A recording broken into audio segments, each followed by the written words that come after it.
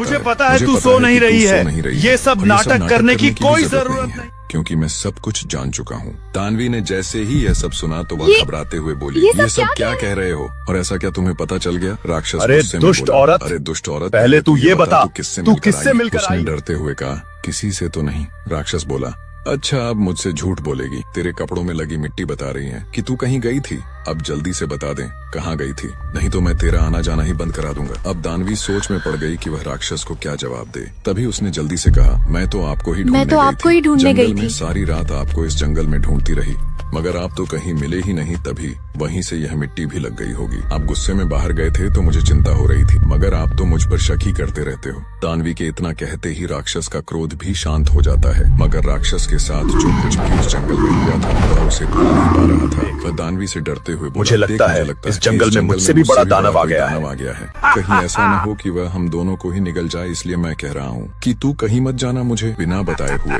नहीं, वह तुझे भी अपने साथ ले जाएगा। हालांकि तेरे पास भी शक्तियां हैं, मगर मुझे लगता है वह हम दोनों से ज्यादा शक्तिशाली है। दानवी ने जब यह सुना तो उसे भी सच लगा, मगर वह दानव से बोली, आपको ऐसे क्यों लग रहा था? आपको ऐसे क्यों लग रहा? जो कुछ भी उस जंगल में हुआ था वह सब दानवी को बता देता है। दानवी यह सब सुनकर मन ही मन सोचकर मुस्कुराती है और कहती है, ये बहुत अच्छा मौका है कि राक्षस इन सभी चीजों में इधर ही उलझा रहे और मैं जारुल को लेकर कहीं दूर चली जाऊं। तभी दानव फिर से बोल पड़ा, मुझे लगता है हमें ये जंगल छोड़ देना चाहिए। चलते हैं जहाँ सिर्फ मैं और तुम रहे। लेकिन दानवी तो अपनी सोच में ही मग्न पड़ी थी। उसने राक्षस की बातों पर जैसे ध्यान ही नहीं दिया। राक्षस दानवी को झकझोरते हुए कहता है, बताओ क्या मैं यह सब सही सोच रहा हूँ? दानवी ने कहा, हाँ स्वामी, आप बिल्कुल सही सोच रहे हैं। हाँ स्वामी, राक्षस कहता है, तो फिर ठीक है, हम कल सवेरे ही इस जंगल के कहीं दूर चले जाएंगे। दानवी ने जब यह सब सुना तो हिचकिचाते हुए बोली, लेकिन हम ये जंगल छोड़कर क्यों कहीं चले जाएं? हम तो यहीं रहेंगे और आप इसकी बिल्कुल भी चिंता न करें। दानव हमारा कुछ भी बिगाड़ पाएगा। राक्षस भी दानवी की ऐसी बात सुनकर रुक जाता है